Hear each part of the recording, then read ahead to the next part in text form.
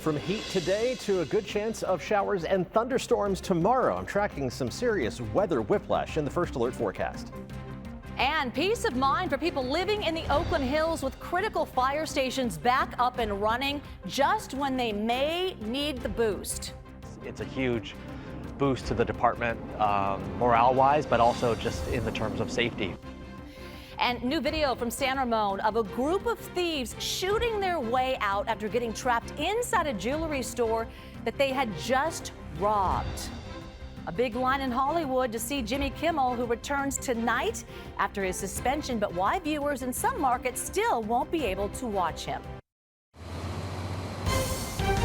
This is CBS News Bay Area with Juliette Goodrich. Good evening. Well, the colors on our heat map, they tell the story. Much of the Bay Area was baking today in summer-like temperatures, even though it's now officially fall. Some inland areas in the pink got well into the 90s. And what better way to beat the heat than just cooling down by the water? In San Jose, we caught this man and his little guy. They were fishing at the reservoir. And then in the East Bay, class was in session in Walnut Creek. Look at that, despite the heat. We saw a homeschool PE class out on the court just kicking around the soccer balls. They certainly had safety in mind, practicing in the shade with plenty of water breaks. And as hot as it was today, you'll have to switch up the summer wardrobe tomorrow. Grab an umbrella. Oh boy, here's Paul Hagan with the big swing on the way. Hey, Paul. Yeah, relief from the heat is right around the corner, courtesy of a good chance of showers and thunderstorms, but it was hot today. Temperatures got well into the 90s. One of the hot spots was Livermore, hit exactly 100 degrees, which still left you well short of record territory. We didn't set any long-standing records across the Bay Area today, but it did get up to 95 in Redwood City and San Jose, 88 degrees in San Francisco, the warmest day so far in 2025. It's been an unusually cool year, so 88 qualifies as the warmest day so far. It's going to be 15 to 25 degrees cooler across the board tomorrow because we're going to see a good chance of showers and thunderstorms moving up from the south. Let's switch over to the statewide map, and this is going to be a statewide story because we're tracking the showers already, making approach from the south, largely running just off the coast, but they're going to make their way over land as we head through the rest of tonight. Futurecast shows that moisture tracking up towards us as we head towards sunrise tomorrow morning. I think the bulk of the moisture will hold off until after the morning commute, but you may have to dodge some showers for the afternoon and evening commute tomorrow, and there's the potential for thunderstorms. The Storm Prediction Center has outlined the entire Bay Area and much of the state for a risk of what they call general thunderstorms, which means rain, some cloud-to-ground lightning, but nothing in terms of the severe weather threat that other parts of the country have to worry about. And fortunately, these thunderstorms are going to be producing enough rain to mitigate any kind of wildfire threat from cloud-to-ground lightning strikes, but you don't want to be caught out in the open when lightning is in the area. We'll zoom in for a closer look and track the approach of the rain hour by hour coming up in the full forecast in just a few minutes. All right, Paul, see you soon. Thank you. Now to the Oakland Hills, some peace of mind for people who have lived through some destructive wildfires. As Brad Hamilton shows us, all of the city's fire stations are up and running for the first time in 20 years.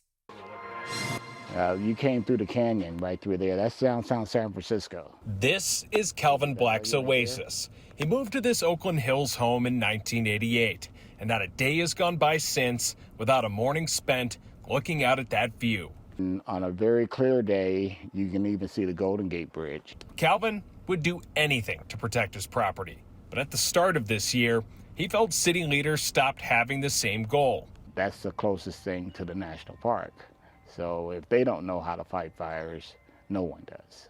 In January, Oakland Fire Department temporarily shut down two of the Hills' fire stations, Station 25 on Butters Drive in Joaquin Miller Park, and Station 28, where Calvin lives on Grass Valley Road. Oakland Fire Department spokesperson Michael Hunt says the move wasn't an easy one and strictly made because of the city's budget shortfall, a concept they know all too well. Really from the late 90s, under Mayor Jerry Brown, there had been a reduction in firehouses by one or two companies, it seemed like, for every year. But now, for the first time in 20 years, Hunt is glad to say all systems are a go. Not only did they recently reopen Stations 25 and 28, but also Station 10 in the Grand Lake neighborhood, which was closed since November 2022 for renovations. It's a huge boost to the department morale-wise, but also just in the terms of safety for the community. Hunt says community pressure was key to getting the support they needed to reopen, especially in the Oakland Hills. It was October of last year when the fast-moving Keller fire broke out in the hills above 580. It significantly damaged one home and threatened dozens of others.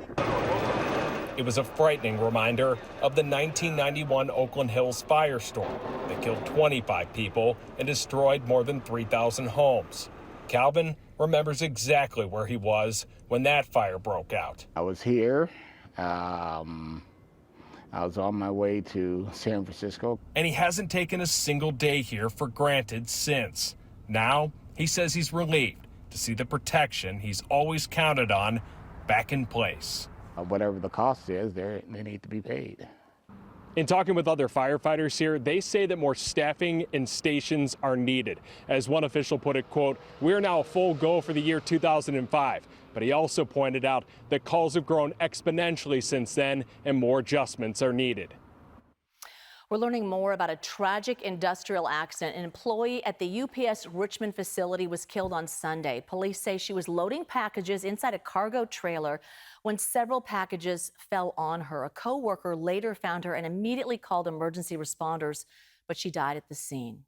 An online fundraiser set up by the family has identified the victim as Shelma Reyes.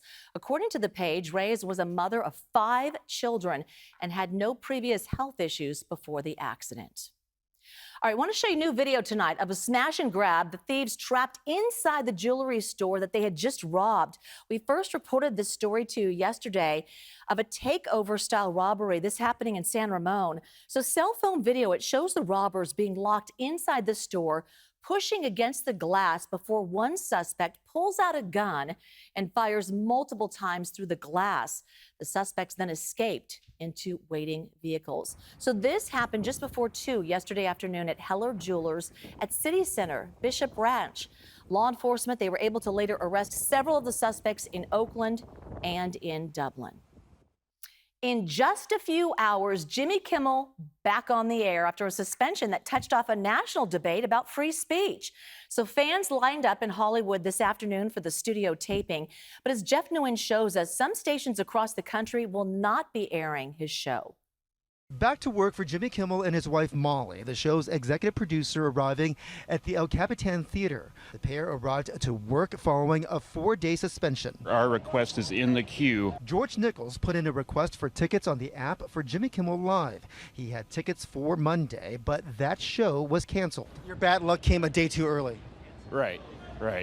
We missed it by that much. Kimmel was suspended after comments he made about the suspected killer of conservative activist Charlie Kirk. On Monday, Disney, the parent company of ABC Television, announced he would return to the show Tuesday night. 2 of the largest local television ownership groups, Nexstar and Sinclair, have decided to not air the late-night talk show. Michael Schneider is the executive editor of television at Variety. At least for the next foreseeable future, the show won't be on in about 25% of the country. That's about the amount of reach that both Sinclair and Nexstar have. It's unclear if ABC will be able to work out a deal with Sinclair, which has ABC stations in major markets like Seattle and Washington, D.C., and Nexstar, which has ABC stations in markets like Nashville and Salt Lake City. James Ulrich is visiting from the battleground state of Wisconsin. I suppose each station has its own choice, and the viewers will, I guess, vote with what they watch. So if people disagree with that, they'll tune into another station. I heard that Sinclair and the other company, Nexstar, they're not. Thank God. They've got brains. Greg Donovan is known as the ambassador of Hollywood. A lot of people ask me, where's Jimmy Kimmel? I want to get tickets. That's my number one question. I want to hear what he has to say, and it seems like this is going to be like the biggest show in quite some time for Jimmy. So Jimmy Kimmel made his first social media post since the controversy started, celebrating legendary TV producer and political activist Norman Lear, a First Amendment supporter. The conservative student group founded by Charlie Kirk is moving forward with its fall campus tour despite the assassination of its founder. Turning Point USA is still planning stops at colleges across the country. including UC Berkeley. The Cal event is scheduled for November 10th with actor Rob Schneider. Attendance is free, but will be first come, first serve. And another UC campus scoring a major legal win today. A federal judge ordered the Trump administration to restore more than $500 million in research funding to UCLA. The university said the grants were blocked over allegations of civil rights violations. The judge said the temporary ruling was about process, not whether the administration has the power to suspend funding. All right, Smart Train is expanding to Healdsburg, a town that's been booming in popularity. So up next, how businesses and locals are dealing with their newfound fame after being overshadowed by its more famous neighbor. Napa had this world recognition, but we kind of just kept ours under the radar.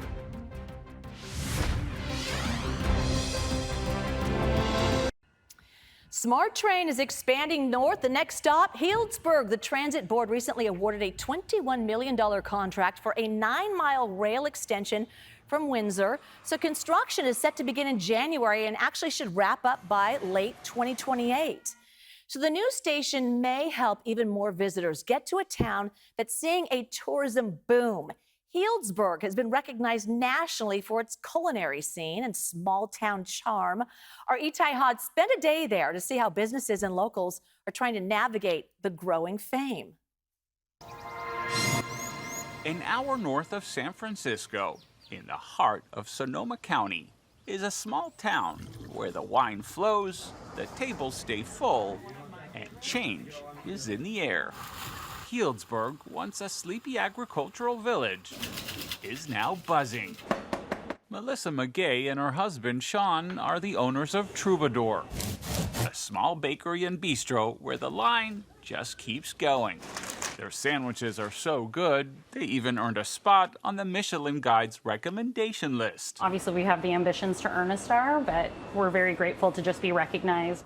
In the last 2 years, Healdsburg has seen more than 20 new restaurants, shops, and cafes open their doors, adding to a growing list of high-end spots that have made this place a world-renowned culinary destination. At one point, we had the most Michelin stars per capita. Talia Hart, the CEO of the local Chamber of Commerce, says the city realized it had all the ingredients of a tourism mecca, but it was overshadowed by their more famous neighbor. Napa had this world recognition, but we kind of just kept ours under the radar for a while. Not anymore. Recently, the city has embarked on a new strategy, promoting Healdsburg as a hidden gem, a move that brought in $29 million over the last 3 years.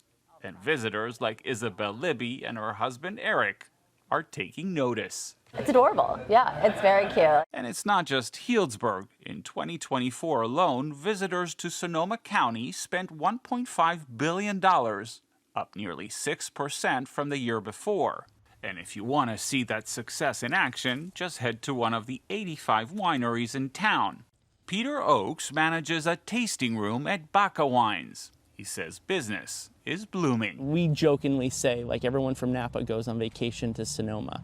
But not everyone is smiling about the crowds. Carol Bernheim, who grew up just outside town, says the sidewalks look a little different these days. You knew everybody you walked past, and now you don't see the locals as much anymore. As tourism climbs, so do prices. Over the past decade, Healdsburg's median home value has soared nearly 66% to around $1 million today. To try and stop the tide, the city banned big chain stores from its downtown area and is investing in affordable housing. As for Melissa and Sean, they hope to get an upgrade from Michelin someday as they help uncork Healdsburg's new identity with sandwiches fit for a star. Oh, wow. That looks good. Okay, before we get into weather, I just want to say hello, a shout out to our studio audience. We have a studio Not audience. pictured. They're here. Not pictured. They spent thousands of dollars on an auction item to see us. Someone asked, did they pick this or traffic school? Yeah. What's their I but mean, anyway, hello. They made their choice. They made their choice. They have us. Vim and Vigor, thanks for being here, and also Montessori West. We appreciate you guys tuning in and watching us, and thousands in our studio audience today watching you. Yes, waiting to find for relief from the heat. Yes, which but we can anything for deliver. education and fitness. Good job, Yes. you guys. There we go. Let's take a look and see if we can deliver a little weather education. It's going to change a lot over the next 24 hours. A good chance of showers and thunderstorms in the forecast tomorrow. So cloud to ground lightning and some brief downpours are going to be the primary concerns. The downpours could result in some slick roads. It's been a while since we've had measurable rain for most of the Bay Area. All that stuff that drips out of cars, once rain falls on those roads, it reactivates it and becomes pretty slick in a big hurry. But it's also going to drop us back to near normal temperatures as we head through the rest of the 7-day forecast. So just be inside whenever there's lightning in the area. And right now, we're just seeing a beautiful sunset as some of the cloud cover is sneaking up from that storm system that's still mostly down to our south.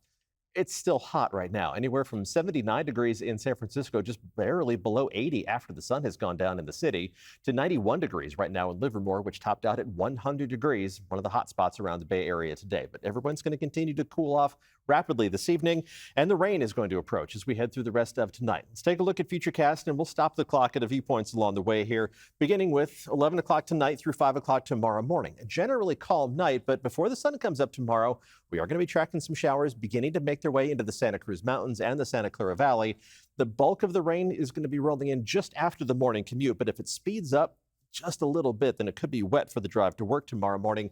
Might want to allow some extra time just in case. Best chance of showers and thunderstorms begins to develop by mid-morning tomorrow. We're going to see that especially along and south of I-80 by about lunchtime tomorrow, and then the rain is going to continue progressing farther to the north. But you notice it starts to look a little less impressive on the radar simulation. We're going to be on the northern fringe of this storm system's influence, so the farther north the showers go, or they kind of fall apart. They are going to be more widely scattered over the North Bay, but they're still going to be out there for drive time tomorrow evening and still have potential for a couple rumbles of thunder at any point over roughly the next 36 hours or so. But after 11 o'clock tomorrow night, everything reverses course as the storm system begins to move away. The showers start to move from north to south, and we'll see the last of those generally quieting down after the sun comes up on Thursday. Should see mostly dry weather other than a couple of lingering sprinkles in the forecast for Thursday. How much rain are we talking about? It's September. The amounts are going to be modest, but any measurable rain is notable this time of year. The farther north you go, the amounts go down to essentially nothing for Mendocino and Lake counties. Generally less than 1/10 of an inch of rain expected north of the Golden Gate, with higher amounts as you go farther to the south. But the newest Futurecast models have kind of tamped down the numbers a little bit around Monterey and Salinas. They were saying over 1/2 inch of rain for those communities. Now they're pushing that little stripe of moisture just a little bit farther to the east, a little bit closer to Hollister. That's about the most we could expect out of this type of storm system, is about 1/2 inch of rain. Not nearly enough to lead to any kind of significant flooding threat, but it's still unusual. We're talking about thunderstorms in the month of September, really any time of year in the Bay Area. The really good news is that it's going to put an end to this hot spell that we had today. Temperatures tomorrow are going to be quite a bit cooler than they were today. We're going to be seeing a mix of 70s and 80s for most inland parts of the Bay Area. These temperatures are going to return to closer to normal levels for the rest of the week after a below average day with the clouds and showers tomorrow. Not much variation, near 70 at the coast, barely above 80 degrees farther inland. The exception to that, the farther north you go, more likely to reach up a little farther into the 80s because you're going to have lower rain chances the farther north you go as well. So temperatures in the long range forecast do kind of stabilize. We'll still see some ups and downs. Friday looks like the hottest day inland with highs close to 90 degrees. This is the Bayside forecast. Got our numbers switched around a little bit. Back into the 70s, Bayside, we'll see those numbers beginning to kind of coast downward a little bit as we go through the weekend. Looks like a really pleasant end of September forecast for both Saturday and Sunday. Here are those inland temperatures. Warmest on Friday, then into the upper 70s inland Saturday, Sunday, and Monday, which is a few degrees below normal. So let's get through our showers and thunderstorms tomorrow. Got to be careful with that cloud to ground lightning threat. After that, back to kind of typical early autumn weather. Jules? All right, Paul, thanks so much. Hey, the Niners are hoping to get Brock Purdy back this week. He'll have one of the hottest receivers in the league to throw to when he returns. The Red and Gold Report up next. This is the Audi Red and Gold Report. The 49ers are looking to build off of their 3-0 start, but they'll have to do it without Nick Bosa, who's out for the rest of the season with an ACL tear. The Red and Gold are expected to get Brock Purdy back this week, and he'll have one of the hottest receivers in the league to throw to on Sunday. Ricky Pearsall was the unspoken hero on offense in the win over the Cardinals. The second-year receiver was targeted 11 times, 3 more than the other Niners wideouts combined. Pearsall tied his career high with 8 catches for 117 yards. And through 3 weeks, has the third most receiving yards in the league. I like to hear that number a lot. 13 targets, pretty good. But yeah, I think my confidence is, always going to be there for me. Ricky's a baller, bro, and we always knew that from day one. Obviously, he got off to a rough start, but I think he's going to cement himself as one of the top receivers in the league here soon. I told him his conditioning, his stamina is top tier, and if he can play like that, he's going to have a great career. He's going to get paid a lot of money. With the Red and Gold Report, I'm Vern Glenn. Thank you much, Vern. Up next, robot umpires? They're getting called up to the major leagues. We'll explain the changes starting next season. Robot umpires will help decide some tough calls in the MLB. That's starting next season. Humans will continue calling balls and strikes. Thank goodness. But the MLB announced that teams will get to challenge 2 calls per game, which will be reviewed by the automated ball and strike system. Only pitchers, batters, and catchers will be allowed to initiate the review. Can you tell I'm not too sure about this new change? Thanks for watching. See you at 11. Have a good one.